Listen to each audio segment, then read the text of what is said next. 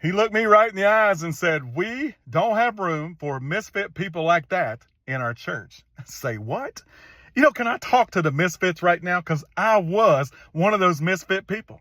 A few years ago, I was talking to a pastor and he was telling me about these two people that have been coming to his church recently. He said one of them is currently struggling with an alcohol addiction. He said the other is currently struggling with a drug addiction. He said neither one of them have very nice clothes. And he said, to be honest with you, they both just smell bad. So we don't have room for misfit people like that in our church. I said, well, pastor, send them on down to us because we will always have room for misfit people.